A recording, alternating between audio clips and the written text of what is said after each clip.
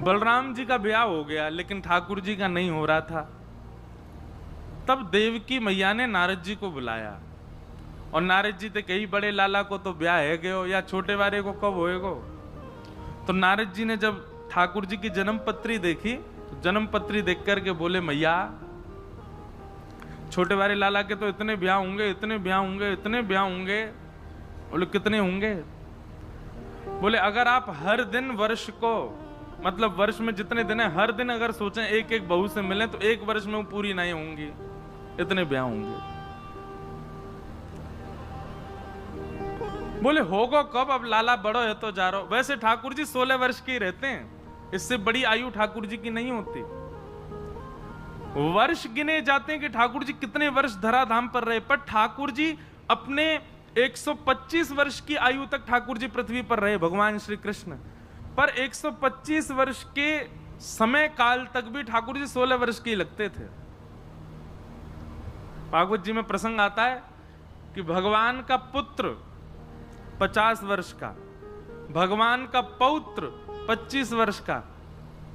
तो पहले तो पुत्र आया तो उसके सफेद दाढ़ी है, सफेद मूंछ सी है, सबने कही वो कौन? ये द्वारिकाधीश जी के पुत्र हैं।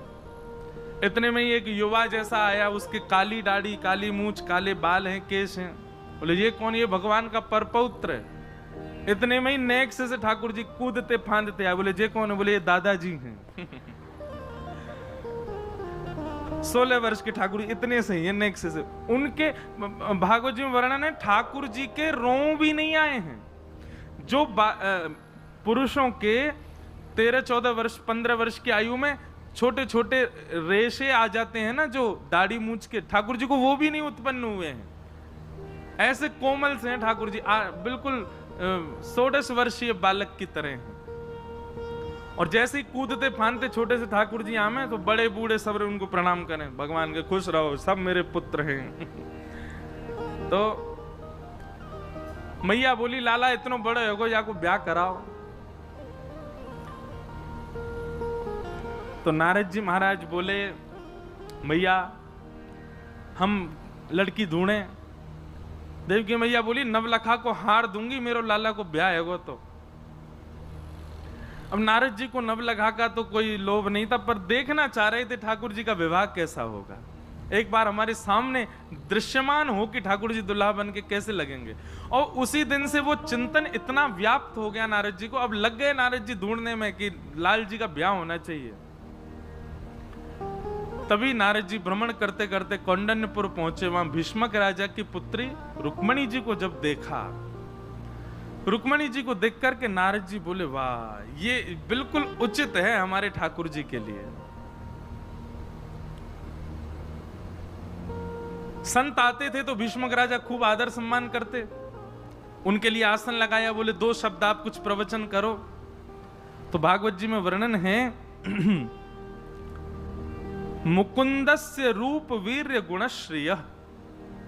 भगवान के रूप और गुण का चिंतन सुनाने लगे नारद जी। रुक्मणी जी बैठ के सुन रही हैं। अच्छा, पूरी पृथ्वी जानती है कि द्वारिकाधीश कृष्ण हैं, लोग उनको भगवान मानते हैं। कुछ लोग मानते थे, कुछ लोग नहीं भी मानते थे। कुछ लोगों को लगता था ऐसे ही बस बना दिए बात, कोई भगवान थोड़ी होंगे। पर जब उनके पराक्रम को सुनते तो लोगों को लगता भी था हो सकता है भगवान हो, पर्वत उठाया, हो सकता है भगवान हो, महाभारत के युद्ध में सारथी बने रहे, एक बाण स्पर्श नहीं होने दिया, हो सकता है भगवान हो, 16,108 ब्याह किए। उस समय के काल में ऐसी भावना थी। तो द्वारिकाधीश का गुण जब बताया, सुन करके भीष्मक राजा अति आनंदित हुए, प्रणाम किया। तो नारद जी ने धीमे से कहा, बोले आप कहें तो जिनके रूप गुण में सुना रहा हूं उनसे आपकी कन्या के विवाह की बात करूं। भीष्मक राजा बोले हम उनके लायक तो नहीं है, वो तो भगवान है, हमने सुना उनमें भगवत तत्व है। बोले नहीं आप वो चिंता मत करो, आप बस लाली की राजी पूछो। तो ऐसा भी भाव है कि रुक्मणी जी ने पहली बार तो मना ही किया। रुक्मणी जी बोली अब इतनी जल्दी थोड़ी हाँ कर देंगे, अभी तो बस रूप गुण सुन लिए। तो नारद जी बोले ये आकर्षित तो हो गई हैं, लेकिन अभी मन में विश्वास प्रकट नहीं हुआ कि ठाकुर जी से ब्याह होना चाहिए कि नहीं। तो नारद जी ने क्या किया, बोले अपने 18-19 चेला बुलाए और सबको बारी बारी से भेजा, संत रूप धारण कर करके जाओ और भीष्मक राजा के यहाँ जाकर के आसन मिले तो वहां बैठ के ठाकुर जी के रूप गुण ही सुनाओ। रुक्मणी जी को और कुछ सुनाई नहीं दे, 24 घंटा ठाकुर जी देखें। क्यों? नारद जी के चित्त में जल्दी ब्याह हो ठाकुर जी का। अब तो जो संत आमे कौंडन्यपुर और भीष्मक राजा उनको आसन पर विराजमान करें, रुक्मणी जी सामने बैठे प्रवचन सुनने के लिए, वो शुरुआत ही यहीं से करते हैं। वंशी विभूषित करा नवनीरदाभार पीतांबरा दरुण बिंब फलाधरोष्ठात् पूर्णेन्दु सुंदर मुखा अरविंद नेत्रात् कृष्णात् परम किमपि तत्त्वमहं न जाने। कि वरहा पीडम नटवर वपुः कर्णयो कर्णकारं विभ्रदवासः कनक कपिसं वैजयन्तीं च माला रंध्रान् वेणुवधर सुधया पूरयन् गोपवृन्दै वृंदारण्यं स्वपदरमणं प्राविशद गीत कीर्ति। पहले तो रुक्मणी जी बोली ये सब एक एक कृष्ण की चर्चा क्यों करते रहते हैं, लेकिन ठाकुर जी की चर्चा में, सब लोग इधर देखो, ठाकुर जी की चर्चा में एक अलग प्रकार का एडिक्शन है। हो सकता है पहली बार में आपका आकर्षण थोड़ा हो, पर जब आप बार बार सुनेंगे ना तो ऐसे है जाओगे कि आप कृष्णमति, कृष्ण गति, कृष्ण ये होगा। आप निद्रा में सोएंगे तो भी आपको ठाकुर जी दिखेंगे, कहीं चल के जाओगे तो भी ठाकुर जी दिखेंगे, कहीं बैठोगे तो भी ठाकुर जी का स्मरण होगा। ये ठाकुर जी की चर्चा का एक एडिक्शन है। एक बार अगर या तो लगेगा नहीं और लग गया, उसके अलावा कोई भाएगा नहीं। अब रुक्मणी जी की स्थिति कैसी हो गई? रुक्मणी जी चलती हैं और कहीं मोर पंख की कोई सजावट देख लेती हैं तो रुक्मणी जी कहती हैं ऐसी पहनते हैं मोर पंख। कहीं जाती हैं नीले नीले तालाब को देखती हैं तो कहती हैं, कल एक संत आए थे वो बता रहे थे ऐसा ही वर्ण है उनका। कहीं जाती हैं पीतांबरी देखती हैं तो सोचते ओहो ऐसा ही वस्त्र पहनते हैं। अब रुक्मणी जी की स्थिति उसे हो गई, सोते जागते चिंतन में कृष्ण कृष्ण कृष्ण कृष्ण कृष्ण। अब इतने रम गए कृष्ण कि अब कृष्ण के अलावा कोई दिखता ही नहीं। रुक्मणी जी ने अपने पिताजी से कह दिया, बोले नारद जी को बुला के कहो अब मुझे वो जिनका वो प्रवचन करके गए वही दिखते हैं, अब मेरा उनसे ही ब्याह कराएं, अब मैं और किसी से ब्याह नहीं कर सकती। भीष्मक राजा ने तुरंत नारद जी को बुला के कहा, बोले आप द्वारिकाधीश से चर्चा करो। नारद जी तो बड़े प्रसन्न हो गए, दौड़ करके महाराज पहुंच गए द्वारिका। बहुत ध्यान से सुनना, भगवान से जाकर के बोले अब यही जो उन्होंने कौंडन्यपुर में जो लीला की, यही लीला वो द्वारिका में कर रहे हैं। भगवान ने बोला आइए आइए नारद जी विराजो, आसन पर बैठो, कुछ बढ़िया चर्चा सुनाओ। तो जैसे वहां कृष्ण की चर्चा सुना रहे थे, नारद जी यहां बैठकर रुक्मणी जी की चर्चा सुनाने लगे। आहा ऐसे मृग नैनी है, ऐसी पैनी सी नाक है, ऐसे वाक्य होठ हैं, चाल ऐसी, गुण ऐसा, स्वभाव ऐसा, शीलवान ऐसी। अरे भैया ऐसे प्रणाम करे संतन को, ऐसा बढ़िया प्रसाद बना के खवावे। ठाकुर जी बोले चर्चा से तो यूं लग रही है बड़ी सुघड़ कोई कन्या है। नारद जी बोले आपका विषय नहीं, आप मत सुनो। देवकी मैया आप कहो तो या लड़की से बात करूं ठाकुर जी की? बोले हाँ करो करो बात करो, कैसे ब्याह होना चाहिए आपको। ठाकुर जी ने भी फिर मना किया, नहीं, नहीं अभी रुक जाओ, इतनी जल्दी थोड़े। विवाह प्रसंग में एक बार में हाँ नहीं करना चाहिए, थोड़ा विचार करना चाहिए। दो काम विचार करके करने चाहिए। घर बनाओ तो विचार करके बनाओ, और दूसरा विवाह करो तो विचार करके करो। जो इन दोनों में जल्दी करते हैं पछताते हैं। एक बार एक लड़का से कही, ये तुम लड़की देखने जा रहे हो, एक बार में हाँ मत करना, 3-4 बार मना करना। ये अच्छे गुण होते हैं, 3-4 बार पहले मना करो फिर हाँ कर देना, वो ठीक है। लड़की देखने गया, जैसे जाके बैठा, सब बात हुई। बोले कि बताओ भैया तुम क्या मने? बोले मुझे पसंद नहीं है, पसंद नहीं है, पसंद नहीं है, पसंद है, करा दो। सब बोले ये क्या था? 3 बार मना किया, एक बार हाँ किया। ठाकुर जी भी मना कर रहे हैं। नारद जी ने वही सवरे चेला बुलाए दोबारा, बोले अब सुनो यही काम करो, यहां बैठ के रुक्मणी जी के गुण सुनाओ ठाकुर जी को 24 घंटा। और ठाकुर जी को किशोरी जी के, श्री रुक्मणी जी के रूप गुण की इतनी चर्चा सुनाई, इतनी चर्चा सुनाई कि ठाकुर जी को अब जहां देखें वही देखें रुक्मणी जी। नारद जी को बोले ऐसा कर गए हो, अब तो कहीं देखूं वही दिखती है। तब फिर ये योजना बनी कि रुक्मणी जी ने जब जिज्ञासा प्रकट करी तो रुक्मणी जी का भाई रुक्मी शत्रु मानता था भगवान को, उसने शिशुपाल से परसों ही शादी तय कर दी।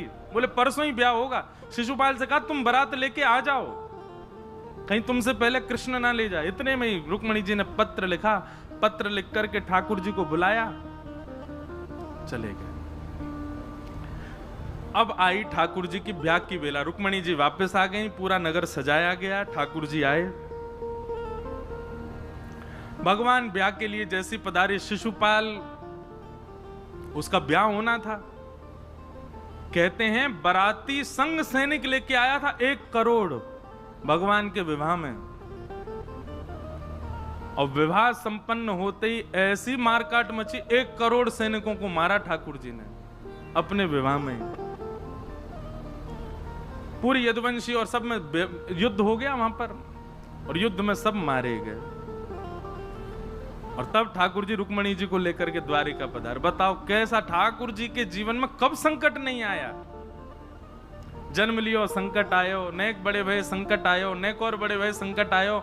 ठीक ठाक भाई कि ब्रज छोड़ के यहाँ आ गए, यहाँ पे आके चैन से बैठे ही है कि दोनों तरफ से मथुरा पर आक्रमण होने लगे।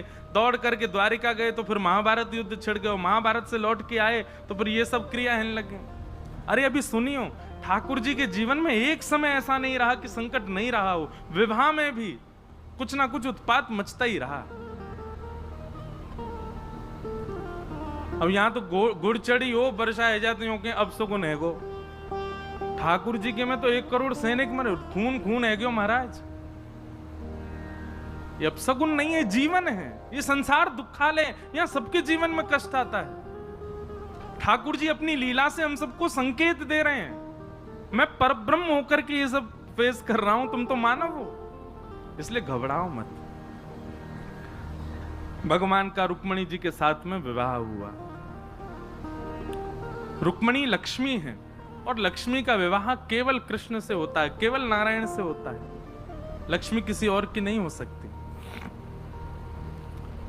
भगवान का विवाह रुक्मणी जी के साथ में सुसंपन्न हुआ। तभी एक सत्राजित नाम का व्यक्ति रहता था द्वारिका में। उसको सूर्य नारायण भगवान ने एक मणि प्रदान करी थी। उस मणि की खास बात यह कि वो मणि हजारों किलो सोना रोज देती थी। बहुत ध्यान से सुनना, आज कथाक्रम बहुत है, इसलिए हम कथाक्रम कहते जाएंगे, छोड़ना नहीं एक क्षण की भी कथा। बहुत अच्छी अच्छी कथाएं हैं। तो उसके पास एक मणि थी, सेमंतक मणि, हजारों किलो सोना रोज देती थी वो मणि। भगवान को जब ये बात पता चली तो ठाकुर जी बोले, द्वारिका के सत्राजित यादव पर मणि है, हजारों किलो सोना रोज होता है, अकेला व्यक्ति इतने सोने का क्या करेगा। तो भगवान ने जाकर के एक प्रस्ताव रखा कि तुम ये मणि द्वारिका के कार्यालय में जमा करवा दो। इससे जितना सोना आएगा उसमें से जितना तुमको अपने लिए जरूरी लगता उतना रोज ले लिया करना। बचा हुआ जो तुम्हारी जरूरी का नहीं है वो कार्यालय में छोड़ देना। उससे हम द्वारिका का विकास करेंगे, लोगों का कर माफ कर देंगे, बच्चों की पढ़ाई आदि सब बढ़िया व्यवस्थित होगी यहां पर। भगवान का प्रस्ताव कोई गलत तो नहीं था। भाई जितना तुझे चाहिए तो रोज ले ले, 1000 किलो का तो कुछ नहीं कर सकता पर दिन। लेकिन मना कर दिया, नहीं मेरी मणि मेरे पास ही रहेगी, मैं नहीं दूंगा आपको। भगवान बोले ठीक है। लेकिन तीसरे ही दिन क्या हुआ कि उसी सत्राजित यादव का छोटा भाई मणि पहन करके नगर में दिखाता हुआ घूम रहा था। घोड़े पर बैठ करके जंगल की ओर गया तो एक शेर ने उसको मार दिया। मणि लेकर के शेर चला गया। आगे शेर को भालू ने मार दिया, मणि लेके भालू चला गया। और 4 दिन तक वो लौट करके नहीं आया तो पूरा इल्जाम द्वारिकाधीश के ऊपर लगा दिया। सोचो बंधुओं, जिनसे जीवन है, जिनसे पहचान है, जिनसे ही आप जी रहे हो द्वारिका में, उन्हीं द्वारिका के लोगों ने उनके ऊपर लांछन लगा दिया। सत्राजित यादव ने कह दिया, मुझे तो संशय है 3 दिन पहले कृष्ण आए थे मणि मांगने, मैंने देने से मना कर दिया। 3 दिन बाद मेरे भाई का अपहरण करके, मार करके इन्होंने मणि चुरा के अपने पास रख ली है। संसार का नियम है, अच्छी बात बताओ तो उसका प्रचार नहीं करते। अब आप किसी को जाके कहो वहां पे कथा हो रही है, कथा में बहुत अच्छा आनंद आ रहा है, ऐसा उत्सव हो रहा है, ये हो रहा है, तो आदमी सुन के सो जाएगा। पर आप किसी को जाके बता दो, बोले पसानी रोड पे एक परिवार में ऐसा ऐसा घटना हो गई, और रास्ता में 4 लोगों को बताता हुआ जाएगा। बोले वो है ना पल्ली गली वालों, बाकी ऐसे ऐसे है बाकी घर में यूं है गो त्यों है गो। ये मानव का स्वभाव है, दुष्प्रचार, बातों का बहुत जल्दी प्रचार करता है, अच्छे भावों का नहीं। पूरे द्वारिका में प्रचार हो गया कि भगवान श्री कृष्ण ने मणि चुराई है, और किसी के मन में ये संशय तक नहीं आया कि नहीं ऐसा नहीं हो सकता। सब बोले हो सकता है भैया।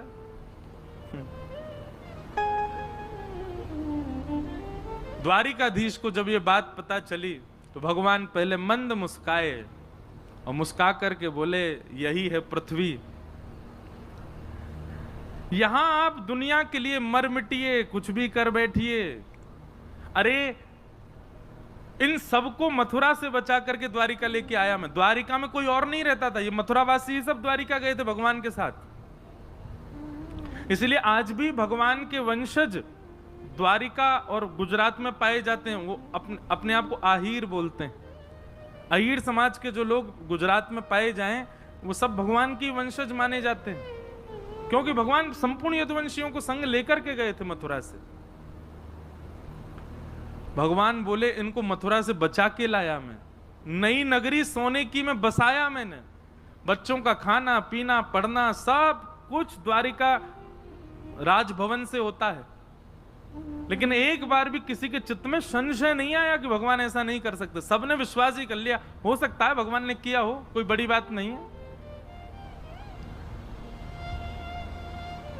एक बात सदैव याद रखना, जब आपके ऊपर गलत आरोप लगाए कोई और आपकी अगर गलती नहीं है तो आप मचलोगे नहीं।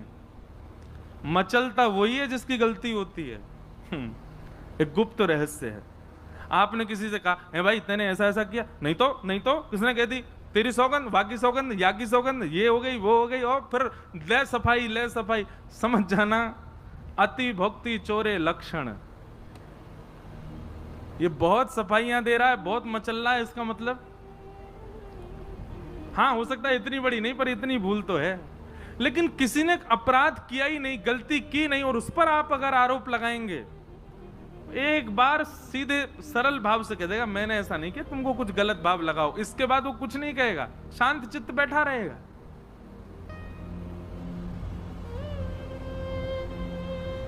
इसलिए कभी भी अपराध हो, भगवान से सीखो। आपके ऊपर यदि कोई लांछन लगाए, आरोप लगाए, मचलो मत। भगवान मचले नहीं बिल्कुल भी। ठाकुर जी बोले, ठीक है द्वारिका के लोगों को संशय है तो हम ढूंढने जाते हैं, देखते हैं भाई किसने किया ये काम, हमने तो नहीं किया। और ठाकुर जी चुपचाप अर्धरात्रि में अपनी थोड़ी सी सेना लेकर के वन की ओर गए ढूंढने, कहां है प्रसेन। थोड़ी दूर पर मरा हुआ मिला प्रसेन। भगवान ने देखा मणि उसके पास नहीं थी, लेकिन शेर के पंजों के निशान उसके शरीर पर थे। तो थोड़ी दूर जाकर के ढूंढा तो शेर भी मरा हुआ मिला। उसके पास भी मणि नहीं थी, उस पर रीछ के पंजों के निशान थे। पीछे पीछे गए, रीछ के पंजों के निशान के पीछे, तो एक गुफा में प्रवेश कर गए भगवान। सेना को बाहर रोक दिया, हम होके आते हैं। भीतर जाकर के भगवान ने देखा तो दिव्य मणि चमक रही थी। ठाकुर जी ने जैसी मणि उठाई, भालू ने झपट करके आक्रमण किया भगवान के ऊपर। 18 दिन तक युद्ध करते रहे भगवान। 18 दिन बाद जब उसकी नस नस ढीली हो गई, परेशान हो गया, हांफने लगा, चरणों में गिर गए, बोले भगवान मुझे मत मारो, मैं आपका सखा हूं, आपका बहुत प्राचीन सेवक हूं, मेरा नाम जामवंत है। भगवान ने जैसे जामवंत नाम सुना, ठाकुर जी ने तुरंत उसको उठाया, हृदय से लगाया, पसीना पसीना है गए दोनों। 18 दिन से युद्ध कर रहे थे। जामवंत जी ने सुध पूछी, कैसे आए भगवान? भगवान ने बताया, ये मणि की वजह से हम पर आरोप लग गया है, ये मणि लेने आए हैं, मणि दे दो। जामवंत जी बोले, भगवान दोनों हाथ आगे करो। भगवान ने दोनों हाथ आगे किए तो जामवंत जी ने एक हाथ में तो अपनी पुत्री छोटी सी थी, उसका हाथ पकड़ करके भगवान के हाथ में धर दिया और दूसरे हाथ में मणि रख दी। बोले भगवान अब मेरी पुत्री को भी स्वीकार करो और दहेज के रूप में ये मणि ले जाओ। भगवान बोले, हम पे एक आरोप लगा है, अब 2 लग जाएंगे। और दूसरा आरोप क्या लगेगा? बोले इनको इंसान नहीं मिले थे ब्याह करने के लिए, जो बालू की बेटी थे ब्याह कर आए। पूरी द्वारिका हम पर प्रश्न चिन्ह उठाएगी। जामवंत जी बोले, भगवान ये द्वापर में तो आप लीला पुरुषोत्तम हो, मर्यादा क्यों बता रहे हो मुझको? मर्यादा पुरुषोत्तम तो आप तब थे, एक पत्नी व्रती थे, अब तो आप लीला पुरुषोत्तम हो। और लीला पुरुषोत्तम मर्यादा का ध्यान नहीं रखता, मर्यादा का भाव नहीं रखता, वो तो लीला करता है। कृपा करके अब मेरी पुत्री को स्वीकार कीजिए, मैं वर्षों से प्रतीक्षा कर रहा हूं। लंबी कथा है, बड़ी प्रसिद्ध कथा है कि जामवंत जी को पहले से ही मन था, जब जनक जी अपने हृदय से लगाते थे राम जी को, तो जामवंत जी दूर खड़े खड़े रुदन करते थे।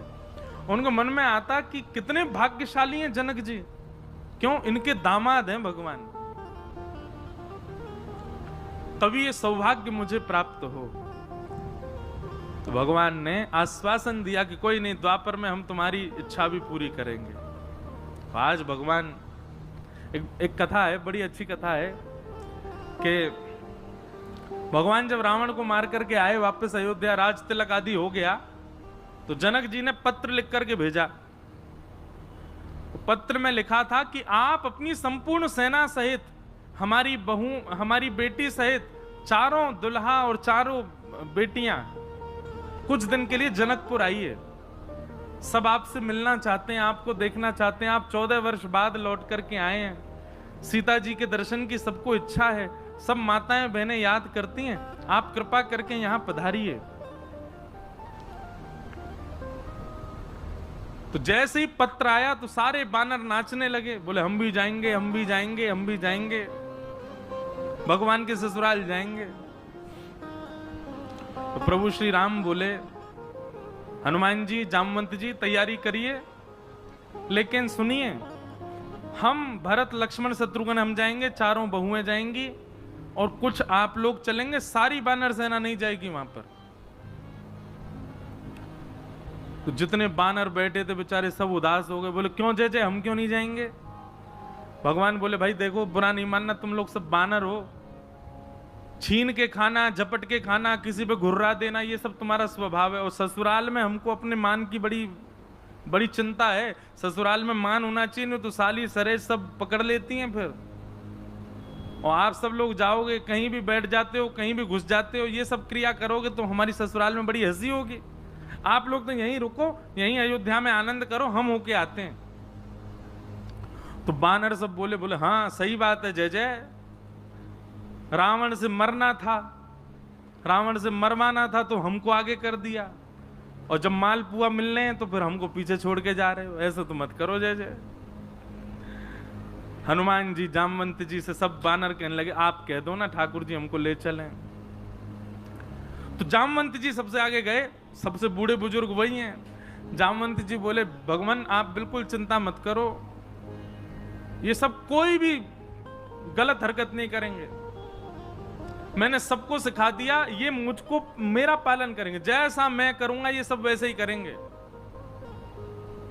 भगवान श्री राम बोले, एक ट्रायल दिखाओ हमको। सामने खड़े हो गए जामवंत जी और पीछे सारे बानर बैठे। अब जामवंत जी इधर देखें तो सारे बानर इधर देखें, जामवंत जी एक हाथ उठावे तो सारे बानर हाथ उठावे, जामवंत जी खांसे तो सारे बानर खांसे, जामवंत जी उछलें तो सारे बानर उछलें। बोले भगवान ये ऐसे ही जाएंगे, ऐसे ही आएंगे, कुछ भी अपने मन से नहीं करेंगे। आपको इन पे भरोसा नहीं, मुझ पे तो है ना, ले चलो सबको। राम जी बोले देख लेना जामवंत जी, नाक नहीं कटे हमारी। बोले बिल्कुल चिंता मत करो।